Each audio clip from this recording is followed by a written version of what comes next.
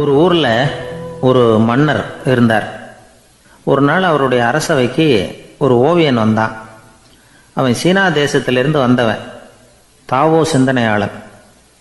அவன் அங்கே வந்து மன்னர் முன்னாடி நிற்கிறான்.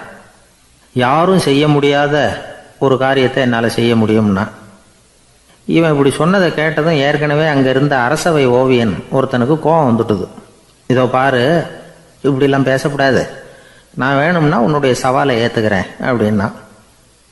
நாம் 2 பேரும் ஓவியம் தீட்டுவோம், அதை பார்த்துட்டு நம்ம 2 பேரில் யார் சிறந்த ஓவியன் அப்படிங்கிறத மன்னரே தீர்மானம் செய்யட்டும், என்ன சொல்கிற அப்படின்னு கேட்டான். அவனும் சரின்னு ஒத்துக்கிட்டான். போட்டி ஆரம்பமாச்சு. அரசர் அவங்களுக்கு 2 சுவர்களை ஒதுக்கி கொடுத்தார். 6 மாத காலம் அவகாசம் கொடுத்தார். 2 ஓவியர்களும் அவங்கவுங்க வேலையை ஆரம்பித்தாங்க. இரவு பகலாக வேலை செய்ய ஆரம்பிச்சுட்டாங்க. 6 மாதம் முடிஞ்சது. அரசர் வந்து பார்த்தார். முதல்ல தன்னுடைய அரசவை ஓவியர் தீட்டியிருந்த ஓவியத்தை பார்த்தார். ரொம்ப பிரமாதமாக இருந்தது, பாராட்டினார். இதோ பாரு, உன்னுடைய ஓவியம் அற்புதமாக இருக்குது, உயிரோட்டம் உள்ளதாக இருக்குது, கலையின் உச்சமே இதுதான், இதை விட சிறந்த ஒரு ஓவியத்தை வேற யாராலையும் படைக்க முடியாது அப்படின்னார். அதுக்கப்புறம் அந்த சீன ஓவியன்கிட்ட போனார். எங்கே உன்னுடைய ஓவியம்னு கேட்டார். திரைச்சீலையை விலக்கி விட்டு பாருங்கன்னா. மன்னர் வந்து அந்த திரைச்சீலையை விளக்குனார். உள்ளே வந்து ஓவியம் இருக்க வேண்டிய இடம் கண்ணாடி மாதிரி தெரிஞ்சுது. அவன் அந்த 6 மாத காலமாக அந்த சுவரை வந்து தேய்ச்சி தேய்ச்சி கண்ணாடி மாதிரி ஆக்கி வச்சிருக்கிறான். அதுக்கு நேராக எதிர் சுவரில் அரசவை ஓவியம் தீட்டின ஓவியம் இருக்குது. அது எதிரில் இருந்த இந்த கண்ணாடியில் பட்டு பிரதிபலிக்குது. மன்னர் யோசனை பண்ண ஆரம்பித்தார். அப்புறம் அந்த சீன ஓவியனை பார்த்து கேட்டார்.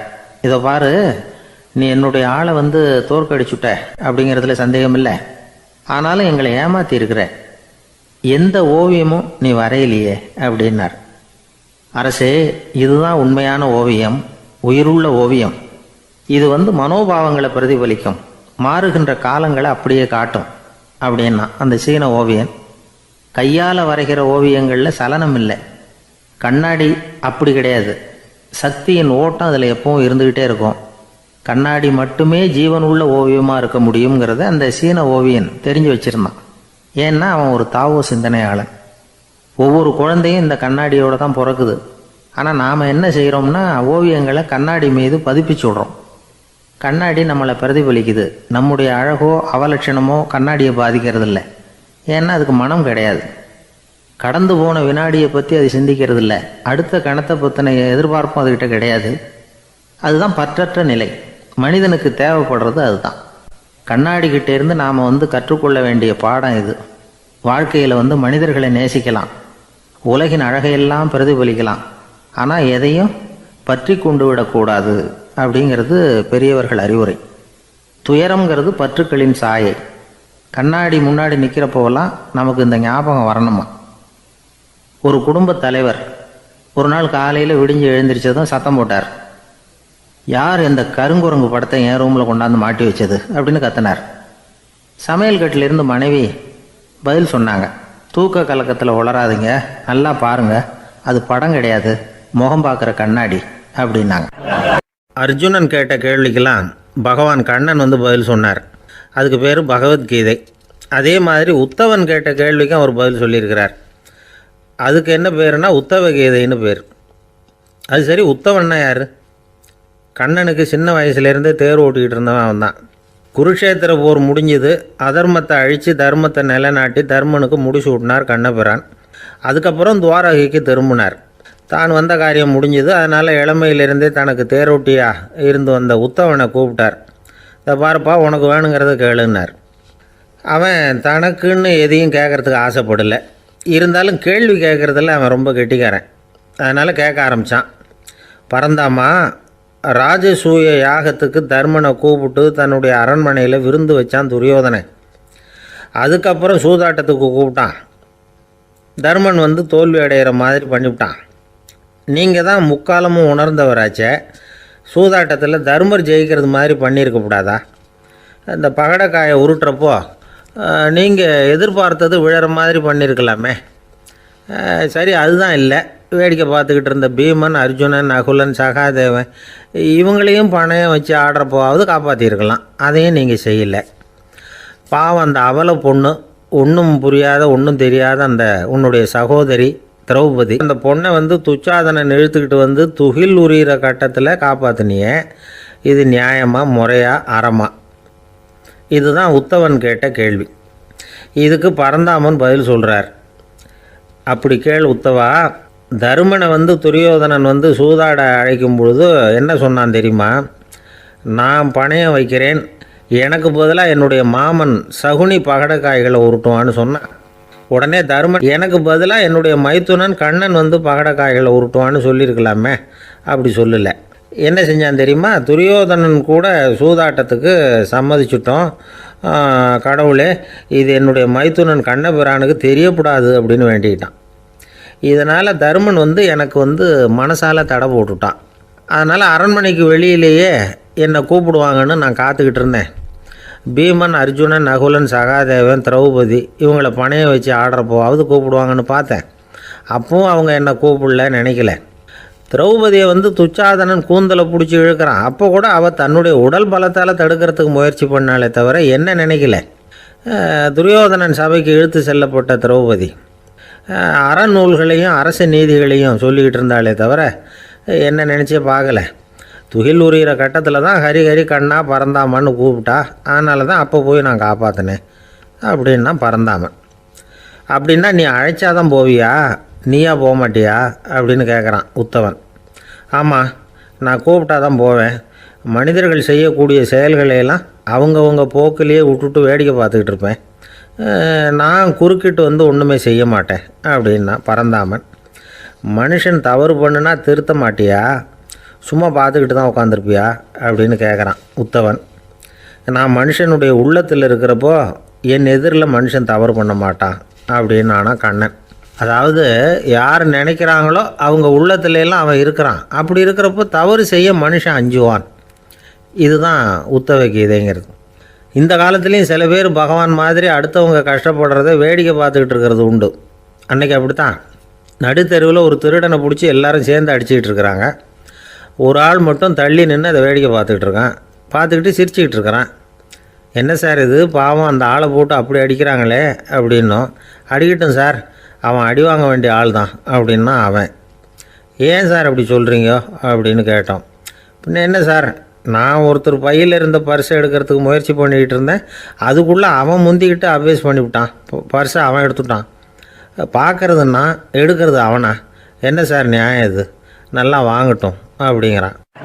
ஒரு பள்ளிக்கூடம் வகுப்பு நடந்துக்கிட்டு இருக்கு. ஆசிரியர் பாடம் நடத்திக்கிட்டு இருக்கிறார். நடத்தி முடித்த உடனே கேட்டார், மாணவர்களே, இதுவரைக்கும் நான் நடத்தின பாடத்தில் உங்களுக்கு ஏதாவது சந்தேகம் இருக்கா அப்படின்னு கேட்டார். அப்புறம் ஒவ்வொருத்தராக கேட்டார். ஒரு மாணவன் எழுந்திருச்சான். சார், எனக்கு சந்தேகம் எதுவுமே இல்லைன்னா. ஏன்னு கேட்டார். ஏன்னா எனக்கு நீங்கள் நடத்தின பாடம் தெளிவாக புரிஞ்சுட்டுது, அதனால் சந்தேகம் வரலன்னா. இன்னொரு மாணவன் எழுந்திருச்சான். சார், எனக்கும் சந்தேகம் எதுவும் இல்லைன்னா. ஏண்டான்னு கேட்டார். ஏன்னா எனக்கு நீங்கள் நடத்தின பாடம் எதுவுமே புரியல, அதனால் சந்தேகம் வரல அப்படின்னா. இந்த இடத்துல நாம் கொஞ்சம் சிந்திச்சு பார்க்கணும். இந்த உலகத்தில் எல்லாம் புரிஞ்ச ஒருத்தனுக்கும் சந்தேகம் வராது, எதுவுமே புரியாத ஒருத்தனுக்கும் சந்தேகம் வராது. அறகுறையாக புரிஞ்சுக்கிட்டவன் இருக்கான் பாருங்க, அவனுக்கு தான் அடிக்கடி சந்தேகம் வரும். ஆக மாணவர்களை இந்த 3 வகையாக பிரிக்கலாம். அதே மாதிரி தான் மனிதர்களையும் 3 வகையாக பிரிக்கிறாங்க ஆன்மீகவாதிகள். ஒரு ஆன்மீக பெரியவர் என்ன சொல்கிறார் தெரியுமா? இந்த உலகத்தில் 3 வகையான மனிதர்கள் இருக்கிறாங்களாம். முதல் வகை எப்படி தெரியுமா? இவங்களுக்கு எதையும் தெரிஞ்சுக்கணுங்கிற அவசியமே கிடையாது. ஏன்னா அவங்களுக்கு எல்லாமும் தெரியும். இவங்க ஞானத்தின் முழு வடிவாக இருக்கிற காரணத்தினால அவங்களுக்கு எந்த சந்தேகமும் இல்லை, எந்த கேள்விகளும் கிடையாது. இந்த நிலையில் இருக்கிறவன் கிருஷ்ணன். எல்லாத்துக்கும் விட தெரிஞ்சுக்கிட்ட நிலையில் அவன் விடையாக மாறிவிட்டான் அப்படின்னு சொல்லுவாங்க. 2வது நிலையில் இருக்கிறவன் அர்ஜுனன். இவனுக்கு எப்போ பார்த்தாலும் கேள்விதான், சந்தேகம்தான். பதில் சொல்ல சொல்ல அவனுக்கு இருக்கிற சந்தேகமும் அதிகமாகிக்கிட்டே இருக்கும், குறையவே குறையாது. அர்ஜுனன் மாதிரி உள்ளவங்க எப்பவும் கேள்வி கேட்டுக்கிட்டே இருப்பாங்க. ஒரு கேள்விக்கு விட கிடைச்சுட்டுன்னு வைங்க, உடனே இன்னொரு கேள்வி அவங்ககிட்ட இருந்து வரும். கிருஷ்ணனுடைய நிலை எப்படின்னா அது கேள்விகளே அற்ற ஒரு நிலை. அர்ஜுனனுடைய நிலை எப்படின்னா அது கேள்விகளை தவிர வேறு எதுவும் மற்ற ஒரு நிலை. இவங்களை தவிர இன்னொரு ஆள் இருக்கிறான், அவனுக்கும் கேள்விகளற்ற ஒரு நிலை தான். அவன் யாருன்னா துரியோதனன். இவனுக்கு தெரிஞ்சுக்கணுங்கிற எண்ணமே சுத்தமாக கிடையாது. ஆவலே இல்லைங்கிறதுனால அதை புரிஞ்சுக்கணுங்கிற அவசியமும் இல்லை. அதனால் அவனுக்கு கேள்விகளற்ற ஒரு நிலையில் அவன் இருந்துக்கிட்டு இருக்கிறான். எல்லா பதிலும் தெரிந்து கொண்ட நிலையில் கிருஷ்ணனும் கேள்விகளற்ற நிலையில் இருக்கிறான். தெரிஞ்சுக்கணுங்கிற ஆவலே இல்லாத துரியோதனனும் கேள்விகளற்ற நிலையிலே இருக்கிறான். இப்படியும் இல்லாமல் அப்படியும் இல்லாமல் ரெண்டும் கெட்டான நிலையில் இருக்கிறானே, அவன் தான் அர்ஜுனன். அதனால் பெரியவங்கள்லாம் என்ன சொல்கிறாங்கன்னா, இந்த உலகத்தில் அர்ஜுனன்களாக இருக்கிறவங்க ஒன்று துரியோதனனாக மாறிடணும், இல்லைன்னா கிருஷ்ணனாக மாறிடணும். இதை தவிர வேறு வாய்ப்பு இல்லை. துரியோதனன் மாதிரி உள்ளது விலங்கு நிலை, கிருஷ்ணன் மாதிரி உள்ளது தெய்வ நிலை. அர்ஜுனன் விலங்காவும் ஆக முடியல, தெய்வமாகவும் ஆக முடியல. இப்படி ரெண்டும் கெட்டானா இருக்கிற வரைக்கும் இந்த கேள்விகளும் பிரச்சனைகளும் இருந்துக்கிட்டே தான் இருக்கும். இதுதான் பெரியவர்கள் சொல்லுகிற அனுபவ உண்மை. ஒரு ஆசிரியர் ரொம்பவும் விரிவாக விளக்கமாக பாடம் நடத்தின பிறகு, மாணவர்களே ஏதாவது சந்தேகம் இருந்தால் கேளுங்கன்னாராம். ஒரு மாணவன் எழுந்திரிச்சான். சார், எனக்கு ஒரு சந்தேகம்னா. என்னன்னு கேட்டார். இது வரைக்கும் என்ன பாடம் சார் நடத்துனீங்க அப்படின்னா அந்த பையன். ஒரு வயசான அம்மா ஒரு நாள் ஃபோன் பண்ணாங்க. ஐயா, நான் இந்த தகவல் நிகழ்ச்சியை தினமும் கேட்குறேன், உங்ககிட்ட ஒரு கேள்வி கேட்கணும் அப்படின்னாங்க. என்னங்க அப்படின்னோம். எனக்கு சொந்தமாக ஒரு நல்ல வீடு இருக்குது, வேணுங்கிற அளவுக்கு பணமும் இருக்குது, கணவரும் ரொம்ப நல்லவர், ரிட்டையர் ஆகி வீட்டில் தான் இருக்கிறார், பிள்ளைங்கள்லாம் பெரிய பெரிய உத்தியோகத்தில் இருக்கிறாங்க, அதில் ஒருத்தன் ஐஏஎஸ்ஸு, பணம்லாம் கூட நிறைய கொண்டாந்து கொடுக்குறாங்க. அப்படி இருந்தும் என் மனசில் நிம்மதி இல்லை, வாழ்க்கையில் ஒரு நிறைவு இல்லை அப்படின்னாங்க. ஏன்னு கேட்டோம். அதைத்தான் நான் உங்களை கேட்குறேன், ஏன் அப்படி அப்படின்னு திருப்பி கேட்குறாங்க. எங்களுக்கு ஒன்றும் புரியல, கொஞ்சம் நேரம் குழம்பி போயிட்டோம். இருந்தாலும் அதை அவங்கக்கிட்ட காட்டிக்காமல் கொஞ்சம் சாமர்த்தியமாக, ஏம்மா உங்கள் மனசில் நீங்கள் ஏதோ ஒன்று எதிர்பார்க்குறீங்க, அது நிறைவேறல அப்படி தானே அப்படின்னு கேட்டோம். ஆமாம் அப்படின்னாங்க. அதுக்கப்புறம் அவங்கக்கிட்ட கொஞ்சம் மனம் விட்டு பேசுகிறப்போ தானாக விஷயம் வெளியில் வந்தது. அதாவது அவங்க பிள்ளைங்க பெரிய பெரிய உத்தியோகத்தில் இருக்கிறதுனால அவசரமாக பார்த்துட்டு ஓடுறாங்களாம். ஆசையாக அம்மான்னு கூப்பிட்டுக்கிட்டு கிட்ட உட்காந்து கொஞ்சம் நேரமாவது என்கிட்ட பேசினா தானே என் மனசு கொஞ்சம் நிம்மதியாக இருக்கும், அது அவங்களுக்கு தெரிய மாட்டேங்குதே அப்படிங்கிறாங்க. இதுதான் அவங்களுடைய ஏக்கம். இந்த ஏக்கம் அந்த தாயின் மனசில் இருந்துக்கிட்டு இருக்குது. இப்படி மகனுடைய அன்புக்காக மட்டுமே ஏங்குகிற தாய்மார்கள் பல பேர் இருக்கிறாங்க இந்த உலகத்தில். இதை நினைக்கிறப்போ ஒரு வெளிநாட்டு நாடோடி கதை ஞாபகத்தில் வருது. அதாவது கடவுள் படைப்பு தொழிலில் ரொம்ப மும்முரமாக ஈடுபட்டுக்கிட்டு இருந்தாராம். மீன்களை படைச்சாராம், பறவைகளை படைச்சாராம், விலங்குகளை படைச்சாராம். அவருக்கு திருப்தி ஏற்படலை. அதுக்கப்புறம் மனிதர்களை படைச்சிருக்கிறார். அப்போவும் அவருக்கு மன நிறைவு ஏற்படலையாம். கடைசியாக தன்னுடைய சக்தி முழுசையும் பயன்படுத்தி குறையே இல்லாத அளவுக்கு ஒரு படைப்பை உருவாக்கினாராம். அந்த உன்னதமான ஒரு படைப்பு அதுதான் பெண், அதாவது தாய். இப்படி உருவாக்கி எல்லாரையும் இந்த உலகத்தில் விட்டுவிட்டாராம். அதுக்கப்புறம் கொஞ்ச காலம் கழித்து தன்னுடைய தேவியை அழைச்சிக்கிட்டு இந்த பூலோகத்துக்கு வந்திருக்கிறார். தன்னுடைய குறையில்லாத படைப்பாகிய பெண்ணை பார்த்தாராம். ஏம்மா, உனக்கு இன்னும் ஏதாவது குறை இருந்தால் சொல்லு, அதையும் நிவர்த்தி பண்ணிவிடுறேன் அப்படின்னாராம். அந்த அம்மா பார்த்துருக்காங்க. சுவாமி, எனக்கு நீங்கள் கொடுத்துருக்கிறது 2 கை, என்னுடைய பிள்ளைகளுக்கு சேவை செய்கிறதுக்கு இந்த 2 கை பத்தலை, அதனால் இன்னும் ஒரு 2 கை கொடுத்தா தேவலை அப்படின்னாங்களாம். கடவுள் பார்த்தார். அதனால் என்ன, அப்படியே செஞ்சுடலாம், இதோ அதுக்கான வரம் கொடுத்துட்டேன் அப்படின்னார். அந்த அம்மாவுக்கு இப்போ 4 கை ஆகிட்டுது. 4 கையாலேயும் குழந்தைகளுக்கு சேவை செய்ய ஆரம்பிச்சிட்டாங்க. கடவுள் திருப்தியாக திரும்பி போனார். அதுக்கப்புறம் கொஞ்ச காலம் கழித்து மறுபடியும் திரும்பி வந்தார் தேவியோட. பெண்ணை பார்த்தார். இப்போ என்னம்மா சந்தோஷந்தானே அப்படின்னாராம். அதுக்கு அந்த அம்மா, சந்தோஷந்தான், இருந்தாலும் இப்போ எனக்கு இருக்கிற 2 காலும் போதில்லை, இன்னும் ஒரு 2 கால் இருந்தால் தேவையில்லை, நிறைய ஓடி ஆடி பிள்ளைகளுக்காக வேலை செய்ய வேண்டியிருக்குது அப்படின்னாங்களாம். சரின்னு சொல்லி 4 கால் இருக்கிறது மாதிரி செஞ்சுட்டு போயிட்டார் கடவுள். மறுபடியும் கொஞ்ச நாள் கழித்து தேவி சொன்னாங்க கடவுள்கிட்ட, நீங்கள் என்ன தான் முயற்சி பண்ணினாலும் முழுமையான ஒரு படைப்பை உங்களால் உருவாக்க முடியாது, அப்படி தான் நான் நினைக்கிறேன் அப்படின்னாங்களாம். அப்படியா சொல்கிறேன், வா அந்த பொண்ணை பார்த்துட்டு வருவோம் அப்படின்னு புறப்பட்டு இங்கே வந்தாங்களாம். இங்கே வந்து பார்த்தா 4 கால் 4 கையோடு அந்த பொண்ணு ஒரு செவுத்தில் சாஞ்சி உட்காந்து அழுதுகிட்டு இருக்குது. இப்போ தேவி அந்த பொண்ணை சுட்டி காட்டி கடவுள்கிட்ட கேட்டாங்களாம், ஏங்க நீங்கள் அந்த பொண்ணுக்கு கையை கொடுத்தீங்க காலை கொடுத்தீங்க சரி, அந்த கண்ணீரையும் எதுக்காக கொடுத்தீங்க அப்படின்னு கேட்டாங்களாம். அதுக்கு கடவுள் சொன்னாராம், கையை கொடுத்தது நான் தான், காலை கொடுத்தது நான் தான், ஆனால் அந்த கண்ணீரை கொடுத்தது நான் இல்லை, அதை கொடுத்தது அந்த அம்மாவோட பிள்ளைங்க அப்படின்னாராம். இன்றைக்கும் அப்படித்தான் பல பிள்ளைங்க அவங்க அம்மாவுக்கு கண்ணீரை தான் கொடுத்துக்கிட்டு இருக்கிறாங்க. அம்மாவை மதிக்கிற பிள்ளைங்க தான் இன்றைக்கி நல்லபடியாக இருக்கிறாங்கங்கிறது அவங்களுக்கு தெரியறதில்ல. இந்த காலத்து பிள்ளையாண்டான் ஒருத்தன் அவங்க அம்மாக்கிட்டேயும் நல்ல பிள்ளையாக நடந்துக்குவான், மனைவிக்கிட்டேயும் நல்ல கணவனாக நடந்துக்குவான், ரொம்ப சாமர்த்தியம்.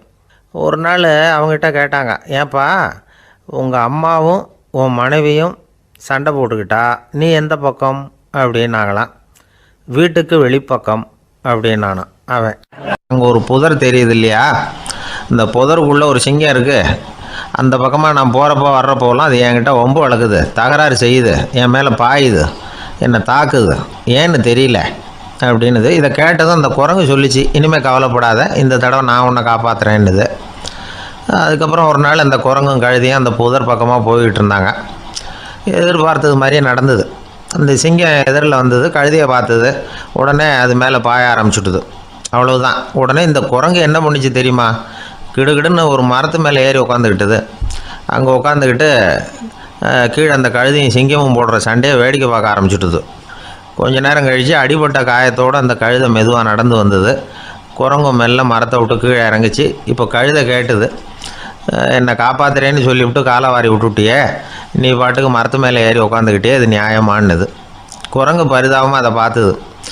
நான் மரத்து மேலே இருந்து நீங்கள் 2 பேரும் சண்டை போட்டதை பார்த்துக்கிட்டு தான் இருந்தேன், உன்னோட சத்தம் தான் அதிகமாக இருந்தது, அது நீ சிரிக்கிற மாதிரி எனக்கு கேட்டுது, அதனால் நீ தான் ஜெயிச்சுக்கிட்டு இருக்க போல இருக்கு அப்படின்னு நினச்சிவிட்டேன்னுது. இன்றைக்கி பல பேர் இப்படி தான் இருக்கிறாங்களாம். யார் ஜெயிக்கிறாங்க யார் தோக்குறாங்கங்கிறத முகத்தை பார்த்து கூட கண்டுபிடிக்க முடியறதில்ல, பேசுகிற பேச்சை வச்சு கூட கண்டுபிடிக்க முடியறதில்ல, தோற்கிறவங்க கூட சிரிக்கிற மாதிரி முகத்தை வச்சுக்கிறான். இன்றைய மனிதர்கள்கிட்ட ஏகப்பட்ட முரண்பாடுகள், பொய் முகங்களோட உலவுகிறவர்கள் தான் அதிகம். உண்மை முகம் எங்கே இருக்குது அப்படிங்கிறத புரிஞ்சுக்கிட்டு நண்பர்களை தேர்ந்தெடுக்கணும் அப்படிங்கிறது ஒரு முக்கியமான கருத்து. கடவுள் இந்த உலகத்தை படைச்சு விட்டு அதுக்கப்புறமும் கொஞ்ச நாள் இங்கேயே தங்கியிருந்தாராம். அப்போ தான் அவருக்கு ஒரு உண்மை புரிஞ்சுதான், இந்த உலகத்தில் தங்கி இருக்கிறது எவ்வளவு இடைஞ்சல்னு.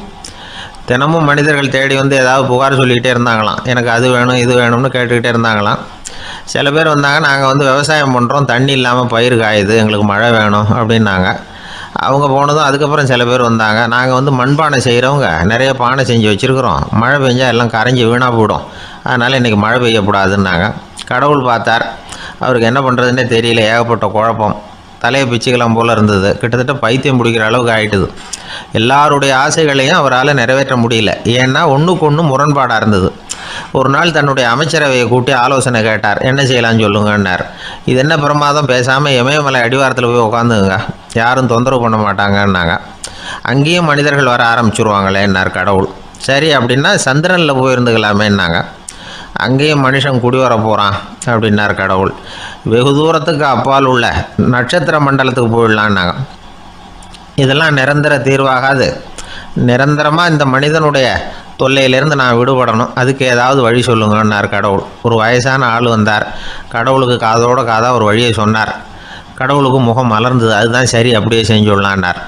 அந்த ஆள் சொன்ன ரகசியம் என்ன தெரியுமா, மனிதனால் அடைய முடியாத ஒரு இடம் இருக்குது, அது வேறு எங்கேயும் இல்லை, அவனுக்கு உள்ளே இருக்குது, அங்கே போய் மறைஞ்சிங்க, அதுக்கப்புறம் மனிதர்களால் உங்களுக்கு தொந்தரவு இருக்காதுன்னார். மனிதன் நினைக்காத இடம் அதுதான். அதாவது உள்ளுக்குள்ளே இருக்கிற உண்மையை புரிஞ்சிக்காமல் வெளியில் எங்கேயோ அது இருக்கிறதாக நினச்சி வரட்டிக்கிட்டு அலையிறான் மனுஷன். உள்ளே இருக்கிற உண்மை புரிஞ்சால் நாம் தன்னம்பிக்கையோடு தலை நிமிர்ந்து வாழலாம். வேடிக்கையாக ஒரு கதை சொல்லுவாங்க, இதை பாருங்கள், நம்ம பையன் எங்கே பணம் வச்சாலும் எடுத்து விட்றான், என்ன பண்ணுறதுன்னாங்க அம்மா. அப்பா கொஞ்சம் நேரம் யோசனை பண்ணார், அதுக்கப்புறம் சொன்னார், அவன் கண்ணில் படாத இடமா நம்ம வீட்டில் இருக்கிறது ஒரே இடம்தான், அங்கே பணத்தை வை திருட்டு போகாதுன்னார். அது எந்த இடம்னு கேட்டாங்க. அதுதான் அவன் பாட புஸ்தகம், அதில் வச்சிரு, அவன் தொடவே மாட்டான், பாட புத்தகத்தை தொடாமல் பரீட்சையில் வெற்றி பெற முடியாது அப்படிங்கிறத புரிஞ்சுக்கணும். உள்ளே இருக்கிற உண்மையை தொடாமல் வாழ்க்கையில் வெற்றி பெற முடியாது. அதனால் உண்மையை புரிஞ்சுக்கிட்டால் வாழ்க்கையில் வெற்றி நிச்சயம்.